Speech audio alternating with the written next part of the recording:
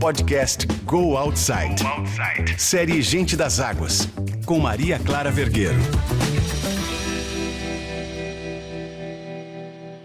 Olá, bem-vindos e bem-vindas ao Gente das Águas, um podcast da Go Outside, uma série que registra as histórias, as conquistas, a relação das pessoas apaixonadas pelos rios e mares do mundo. Aqui a gente fala um pouco de meio ambiente, um pouco de esportes aquáticos e náuticos, conversando com gente muito experiente nesses assuntos.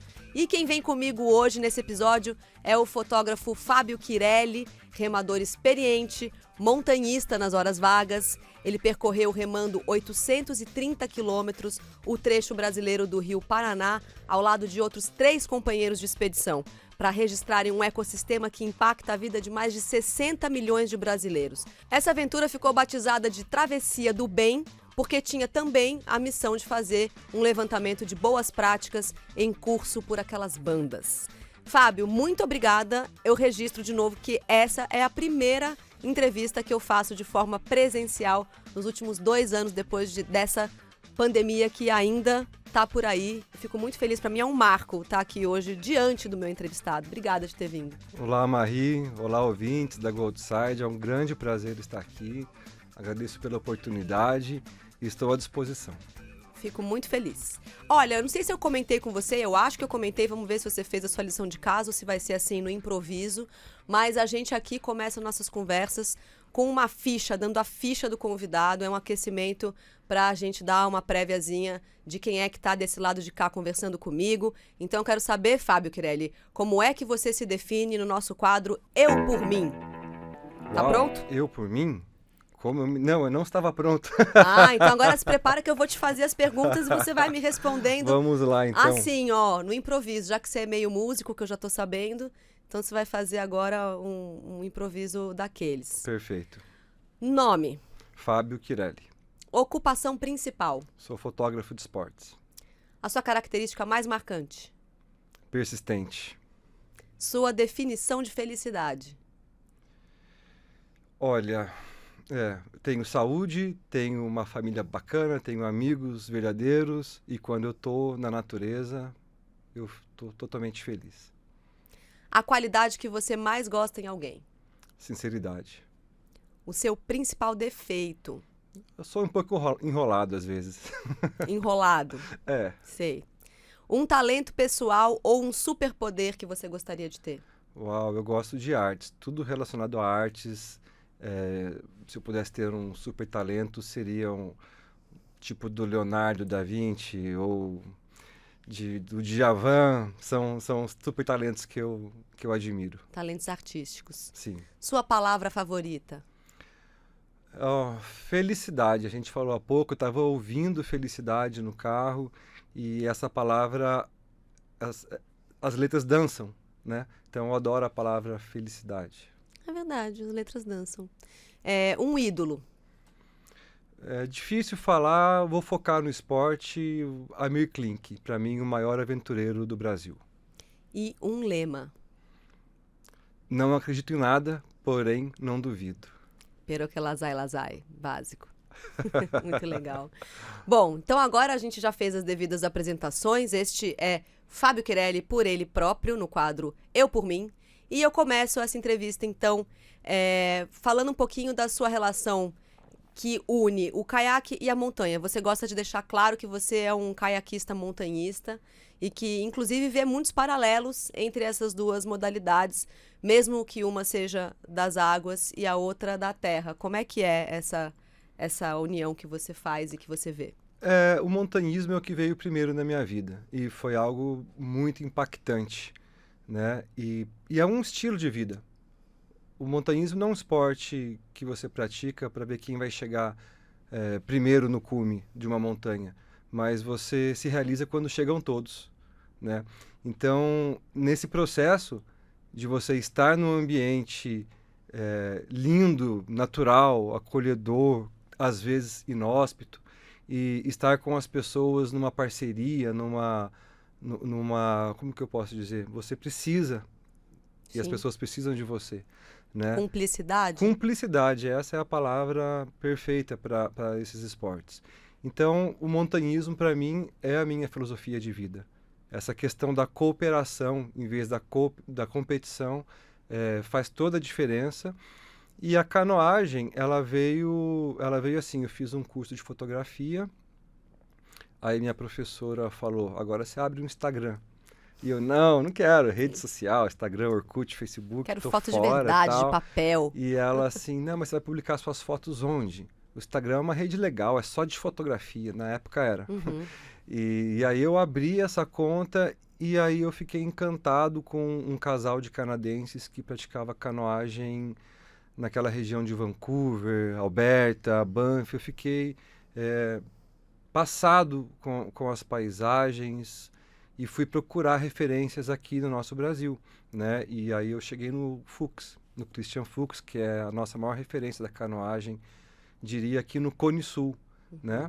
Então a fotografia e a canoagem, eles vieram ao mesmo tempo, todos embolados nessa filosofia de montanha, de esporte de contato, de mínimo impacto. Essa é a minha filosofia de vida, é essa relação que eu faço entre os três.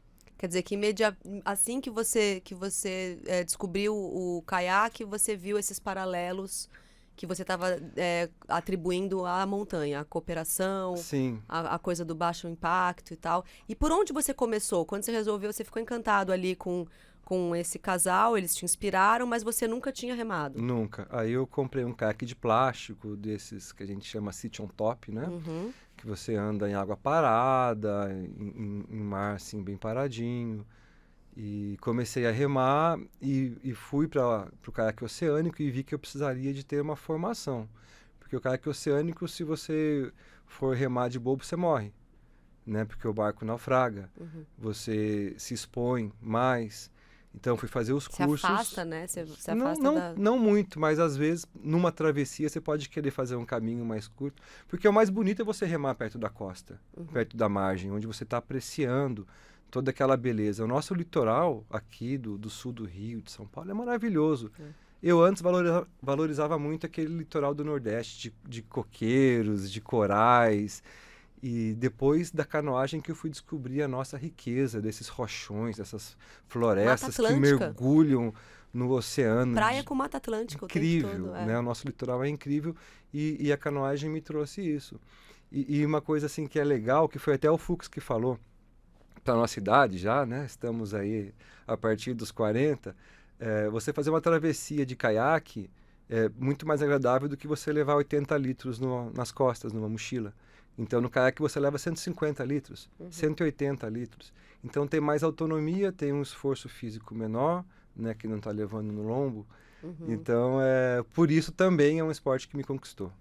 E teve alguém que te pegou pela mão nesse começo, assim, do caiaque? Ou você foi completamente atirado, fazendo sozinho? Você falou que precisou buscar um pouco de formação. Nessa altura tinha um amigo, alguém, um companheiro? Ou você estava sozinho e você foi buscar já um mestre, já alguém para ti? Eu fiz sozinho. Logo que eu fiz o curso e comprei o caiaque, é difícil encontrar pessoas que tenham um horário que bate com o meu. E eu moro na Serra da Mantiqueira, em Itajubá, que fica a 160 km de Paraty. Mas ninguém em Itajubá pratica canoagem. Né? Então, sempre aquele processo de numa segunda, numa quinta, o dia que eu não estou trabalhando, que eu estou em casa, que eu posso, eu coloco o caiaque no carro e vou remar, e aí eu vou sozinho. E aí é um momento onde eu acabo tendo um contato com uma felicidade muito profunda e muito genuína, que eu encontro de maneira especial nesse esporte, porque é aquele momento que você sozinho se sente uma gota no oceano. Então você dilui seu ego, você vê que você não é nada, que a Terra não precisa de você para nada, você não é importante. Essa história da gota no oceano, ela para mim, ela é super... para mim, ela é duas coisas. Ela é você sozinho no oceano, um pingo d'água muito pequeno diante de uma grandeza monumental. E, ao mesmo tempo, ser um pingo no oceano é fazer parte daquela grandeza toda. Exato, concordo. Então, você se mistura completamente você naquilo. Se sente. Quando você está na natureza, você tem essas duas sensações coabitando. É ser uma coisa... É ter humildade diante de algo muito maior e, ao mesmo tempo, sentir-se parte. Uma mínima parte dessa coisa tão incrível e que te encanta, né? Sim. A gente se sente parte Totalmente, porque a energia, ela transpassa o nosso corpo, né? E essa que é a sensação que eu digo de felicidade, que às vezes eu olho uma tartaruga do meu lado, um cardume de peixe que bate no casco, sabe? Um sol se pondo, laranja. Então, é uma felicidade enorme. Você se dilui naquilo, mas ao mesmo tempo você é parte daquilo, porque o oceano é feito de gotas. Né? É muito bom. E essa sua essa aproximação que você teve das águas a partir do caiaque, você que sempre, enfim, me falou agora há pouco que você sempre viveu mais no interior, mais em Minas e tal, antes você tinha contato com a água ou esse contato com a água, com o rio, com o mar e tal, veio depois de mais velho, depois de adulto? Dessa forma, veio depois de adulto. Dessa forma, Sim, quer dizer, fazendo junto, né? É. Estando dentro. Sim, antes eram férias com os pais, quando a gente era garoto, que ia ali para Ubatuba, né? Sempre Ubatuba, Caraguá às vezes. Mas eu vinha me entregar mesmo ao mar, a conhecer mais dele, a viver mais próximo dele, depois eu comecei a remar. Não é que sem você era um dúvida. garoto das Não, águas. Não. E aí qual é a diferença que você sente na conexão que você estabelece com os rios e com o mar daquela que você estabelece na montanha, por exemplo? O que tem de diferente nessa química? Eu só acho que na água é mais imediato, é fluido. Talvez seja essa característica mesmo da água que te transporta de maneira suave, né? E vamos dizer assim que antes de remar eu olho a previsão do tempo, porque senão pode não ser nada suave. Mas em condições ideais é sempre muito suave. E a montanha, ela é aquela sensação de carregar peso, de subir, de suar, de esquentar, né? Tem momentos que você precisa de parar, de grande esforço, que você é recompensado quando você chega onde você queria. Eu tenho um lema, se eu fosse fazer o eu por mim aqui, tem um que eu uso muito, que é assim, quem não sobe não vê Deus. Então a montanha tem isso, assim, você sobe, aí esquenta, aí esfria, aí incomoda, e a pedra, e não sei o quê, e dá medo, e você tá exposto, e dá... Mas aí você tem a recompensa do topo, do visual, né, das belezas do caminho e tudo. E você teve uma experiência de recompensa e de cenas muito difíceis de ver várias vezes e tal, ao longo desse percurso que a gente falou no comecinho, quando eu estava te apresentando, dessa travessia tão incrível que você fez parte, a travessia do bem. E eu queria falar um pouquinho dela agora. Mas antes eu queria só citar uma frase que eu lembrei sobre a montanha. Diga. Onde eu moro, a escalada é muito forte, tem amigos guias, e um deles, o Tiaraju, ele me presenteou com um curso de escalada. E o que eu mais lembro daqueles dias de curso foi uma frase assim: por que a gente sobe montanha? Para conquistar o inútil. É que nem quando as pessoas... O meu padrasto, que era um cara zero atlético, falava assim, tá correndo? Tá correndo de quem? Tô correndo, mas assim, as pessoas precisam... às vezes a corrida não é a conexão daquela pessoa, ele se conecta de outra maneira com a natureza, com o movimento, né? Cada um tem uma maneira, mas todo mundo tem. E a Todo questão mundo do tem. inútil é porque, assim, de que serve subir uma montanha? Talvez não tenha algo inútil, mas não é tudo que tem que ser útil. Exato, não Né? é para nada. Não é para nada, não tem uso, é para né? se sentir feliz. Exatamente. E dizem que a maior parte das coisas realmente importantes são essas, não tem uso, né? Exato.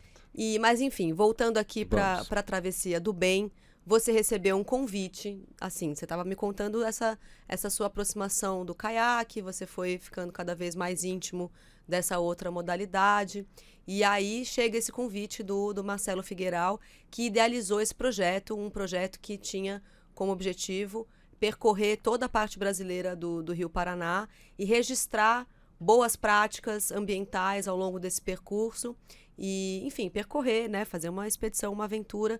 E você foi um dos felizes convidados do Marcelo Figueiral.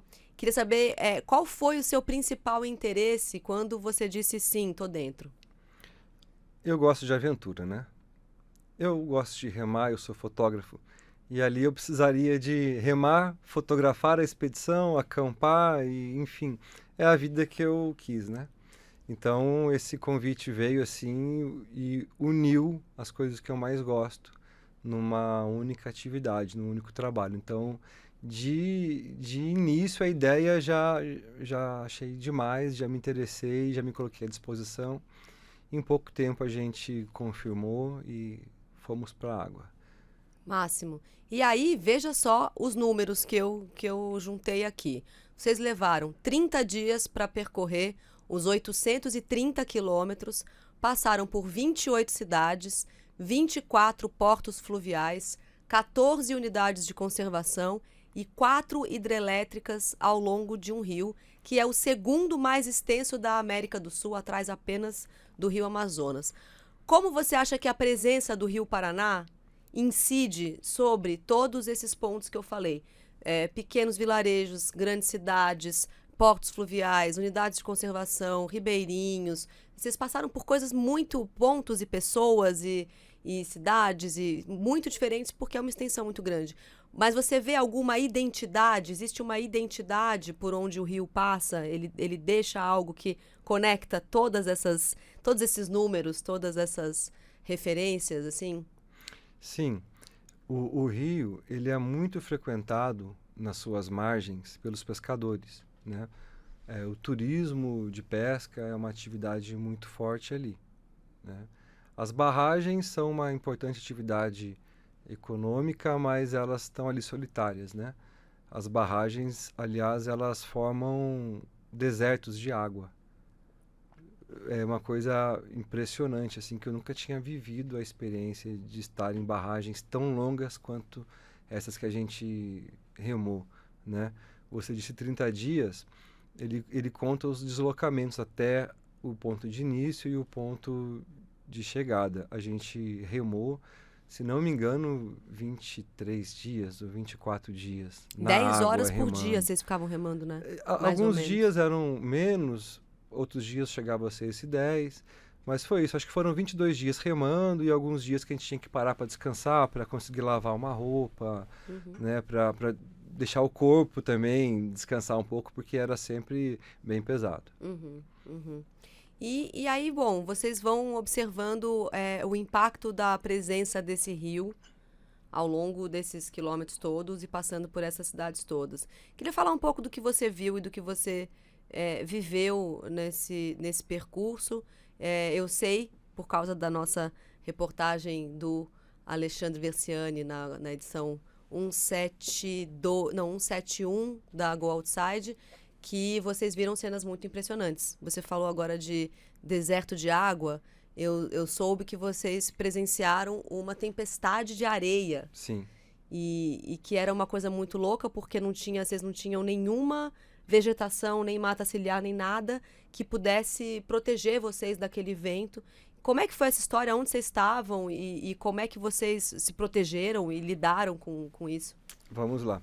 A minha expectativa no início, né, era de belas paisagens paradisíacas, né, que é sempre aquilo que eu estou buscando no meu caiaque. E ao chegar nesse rio, quase todo ele represado, a realidade foi bem outra, né? A gente chegou numa época de seca, de baixa, então logo no primeiro dia, a nossa saída de Aparecida do Taboado, a gente passou por uma floresta morta, que nada mais foi do que aquela vegetação que foi inundada, que a gente não via mais, não sabia que havia, e quando o nível da água baixou, ela reapareceu petrificada. Todos aqueles esqueletos de árvores. Aqueles esqueletos de árvores, aquelas conchinhas pequenas, eu não sei o nome, tipo que dá na praia também, assim, literalmente petrificada. E um cenário assim desolador, parece um pós-guerra.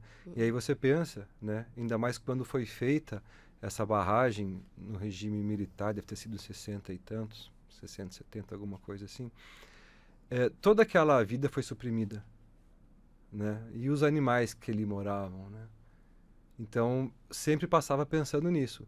Poxa, essa ideia de energia hidrelétrica é vendida como uma energia limpa, mas não é nada. Ela alterou absolutamente todo o ecossistema do entorno do rio.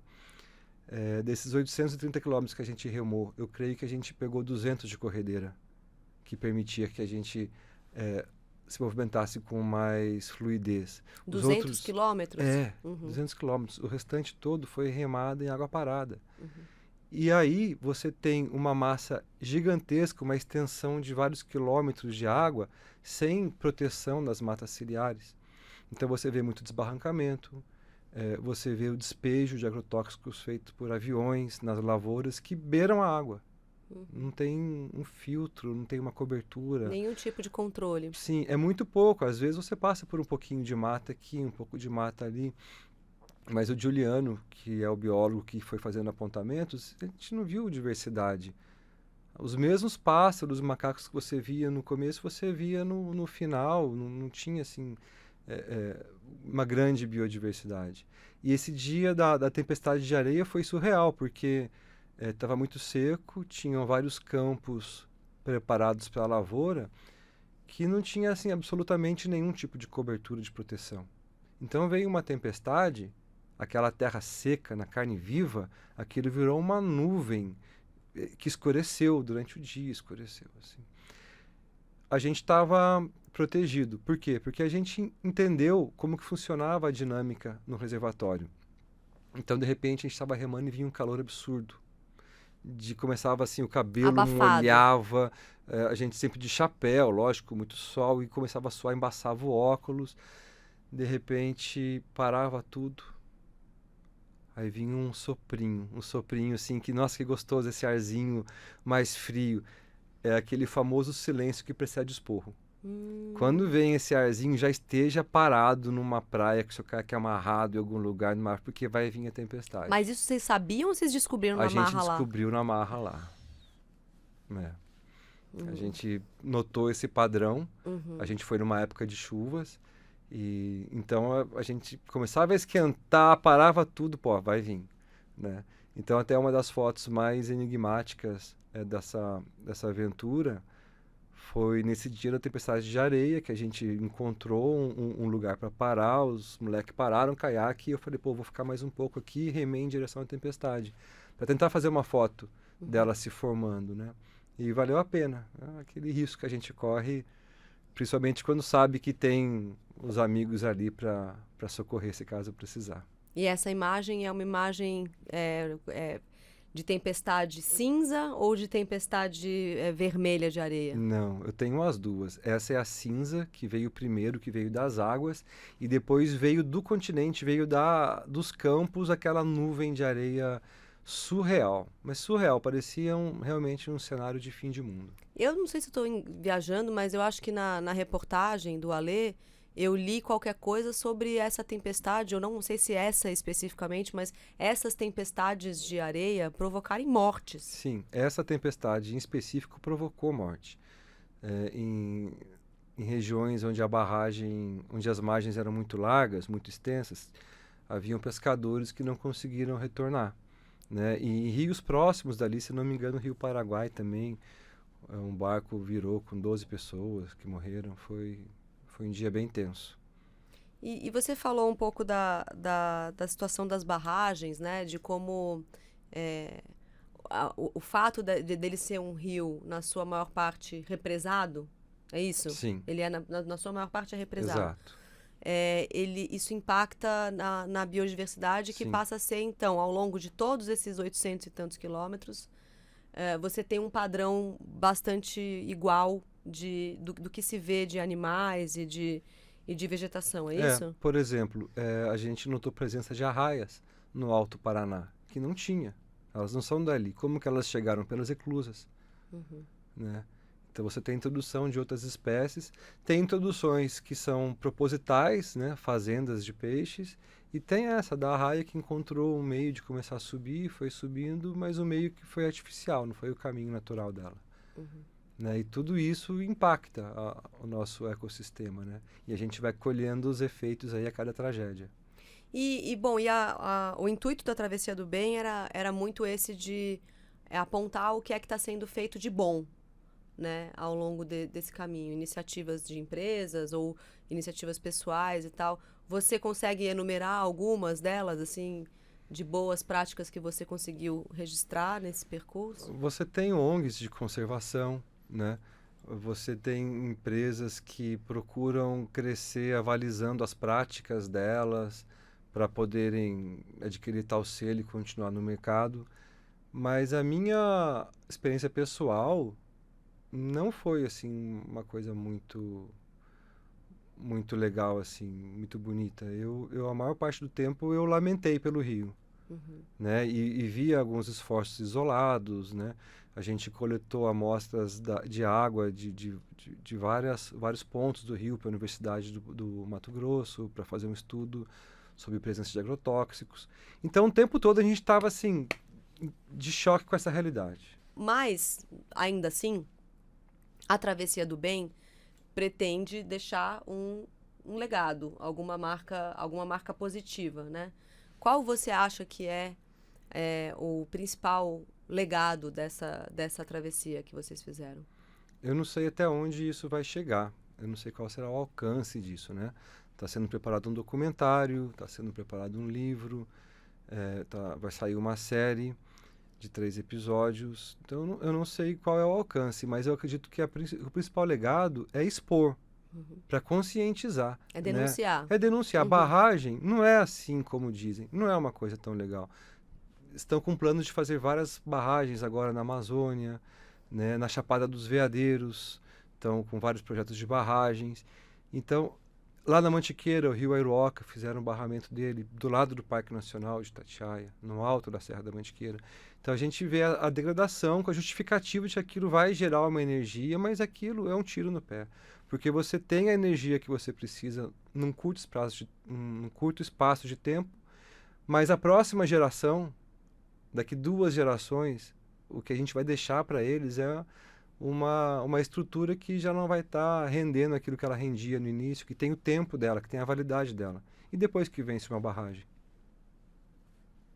E a gente tem visto recentemente também exemplos bem tristes, né, de desmoronamentos, de barragens em Minas Gerais e tudo. E, enfim, não sei o que mais as pessoas esperam que aconteça, né, para que se, enfim, para que se notem para que se note que é uma coisa muito grave, né, que é muito urgente. Entre as coisas que eu estava vendo ali, a usina de Itaipu, que talvez seja a maior dessas 4, né? Sim. Deve ser. Em Foz do Iguaçu, lá no Paraná, ela é responsável por 17% de toda a água consumida no Brasil. Você que acabou de falar isso, eu imagino que você vê algum sentido numa única usina produzir 17% de toda a água que a gente consome, com tantos rios e tantos outros recursos que a gente poderia ter no país, assim... Faz sentido a gente ter tanta hidrelétrica? Talvez fizesse naquela época, né? Na década de 60, quando ela foi construída. Hoje a gente tem mais informações até das consequências daquilo que até então não havia sido feito. Pior do que isso é Belo Monte, que impactou terrivelmente o rio Xingu, toda aquela comunidade, e trabalha com 2% da capacidade dela. Ou seja, isso realmente é algo que não faz sentido. Né? Você alterar de forma para sempre aquele ambiente, definitiva, a vida daquelas pessoas, definitivo, para você faz uma barragem que custa bilhões de dólares para gerar 2% da capacidade, não faz sentido. Sim. Entre as coisas que vocês conseguiram realizar de positivas nesse percurso, foi a doação de kits de energia solar para comunidades ribeirinhas que viviam ali em pontos mais remotos do curso d'água. Como é que foi essa situação? Não, a gente fez o mapeamento dessas comunidades, mas a doação desses kits, ela depende agora de uma burocracia, que o Marcelo está cuidando dos parceiros, tem uma empresa parceira para fornecer os kits, então isso vai ser instalado depois. Certo. Né? No nosso trabalho ali, a gente fez esse mapeamento. Vocês estavam, durante a expedição, vocês só mapearam? Só mapeava, a gente não tinha como andar com essa estrutura, né? Então o Marcelo tinha os parceiros dele, as ONGs e tal, e depois de todo esse trabalho feito de mapeamento, creio que ele está esperando chegar a recursos para começar a fazer essa distribuição. Entendi. E falando do que vocês podiam carregar nessa expedição, como é que era mais ou menos assim o kit básico de cada um de vocês no caiaque, de equipamento, enfim, roupa, recursos que vocês precisavam para se manter nesses dias todos? É legal falar disso, porque a gente acaba sendo muito minimalista e a gente estava falando de impactos no ambiente, né? E eu não sei se a gente consegue sair, né? Se ter uma solução para isso. Mas eu penso que o consumo, né, consciente seja o melhor caminho. E ali a gente vivia... Olha, Maria, eu tinha 3 camisetas dessa aqui. 3. Eu passei os 20 e tantos dias, quase um mês remando, usando 3 camisetas, 2 calças, uma para vestir à noite, para proteger a canela dos borrachudos, uma para remar e pouquíssima roupa mesmo, essas que secam rápido, e comida. Aí sim, a gente tinha nossas provisões de comida, era sempre aquela comida pré-processada, que a gente conseguia, com os nossos fogareiros, rapidamente fazer uma boa refeição, balanceada. E de vez em quando o Juliano pescava um peixe, e a gente tinha um acréscimo na comida. Mas, porra, eu gosto demais. Pra mim não é carestia, sabe? Eu não sinto que é um perrengue passar um mês com pouca roupa, com comida contada.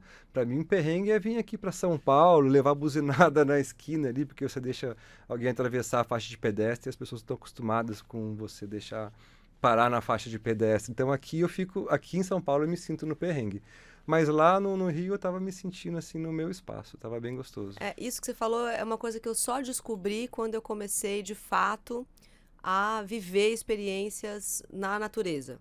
Não é fazer exercício, não é, né, treinar, mas acampar e fazer cicloturismo. Você fez a viagem de bike que eu acompanhei, eu achei legal. Essa era ela que Caminho eu ia citar. da Fé, não foi? Não foi Caminho da Fé. Eu e meu marido, a gente fez uma travessia, pegamos um feriado, que era feriado de sexta-feira, e a gente passou 4 dias pedalando de Campos do Jordão até São Chico Xavier. Então, e parando, né? Então a gente parou em Gonçalves, parou na Fazenda Esperança e parou em Monte Verde. Fazenda Esperança é bem no meio do caminho entre Gonçalves e Monte Verde. E depois de Monte Verde para São Chico. E aí, justamente, era isso que eu ia dizer. A gente nem tinha muito equipamento de ciclo viajante. A gente tinha nossas mountain bikes e a gente pegou uma mochila de trekking e cada um foi com uma mochila pequena de trekking. Tinha que ser pequena, porque, né, pedalar Claro. com mochilão mesmo não dá. E era isso. E tinha, assim, a roupa do pedal e a roupa do pós-banho. Aham. 2 roupas. Exato. A roupa do pós-banho estava sempre limpa, porque você bota depois de tomar banho e depois você vai dormir. E a roupa do pedal estava sempre suja, porque no dia seguinte você vai sujar de novo, né? Então, essas experiências, essa é só a mais recente, mas desde a primeira vez que eu me coloquei numa situação assim, eu me dei conta do quanto realmente é absolutamente desnecessária a quantidade de coisas que a gente tem. E essa pandemia eu acho que trouxe muita clareza disso para outras pessoas que não têm tanto contato com a natureza, porque elas se viram assim, gente, o que eu faço com essas bolsas? Uma bolsa pequena, uma bolsa grande, uma bolsa para festa, 3 sapatos de salto alto. Falando de roupas femininas, mulher tem muito uma exigência de ter... Não pode repetir roupa em eventos. E de ter que ter certos instrumentos ou acessórios adequados para uma mulher em determinadas situações. Homem é muito fácil, homem vai lá, botou uma camisa, tá pronto para 30 ocasiões. Mulher não, mulher tem que... Isso é uma sacanagem, na verdade, né? Concordo. Não acho que ninguém tem que ser escravo disso, ao contrário. Mas instituiu-se isso. E aí, de repente, muita gente se ligou na pandemia que eu não vou usar nunca mais salto alto. Não preciso de... Se eu tiver um vestido de festa... Que festa que eu vou, gente? Faz 2 anos... Estou te falando, primeira vez na minha vida, em 2 anos que eu estou fazendo uma entrevista presencial. Por que eu preciso de roupa de sair, sabe assim? Então, isso que várias pessoas descobriram agora por uma necessidade, porque ficaram confinadas e tal, muita gente que está na natureza já sabe. Assim como muita gente que vive na natureza já sabia viver sozinho, sem contato com tanta gente, sem ter tantos compromissos sociais.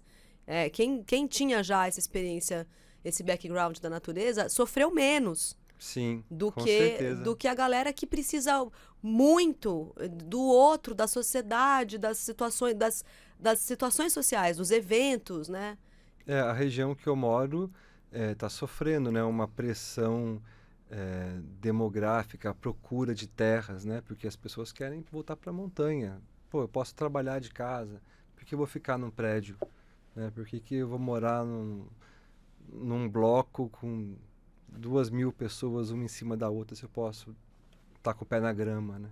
Você que já está no mato há um tempão, percebeu um fluxo grande de pessoas indo para lá? E o que você acha do comportamento dessas pessoas que estão chegando agora, voltando, pelo menos, pro interior e para outras cidades? Eu percebi, sim, uma procura, o preço das terras refletiu isso imediatamente, né? Eu vi que nos últimos 2 anos, 3 anos, o sítio que custava 100 mil, hoje custa 200.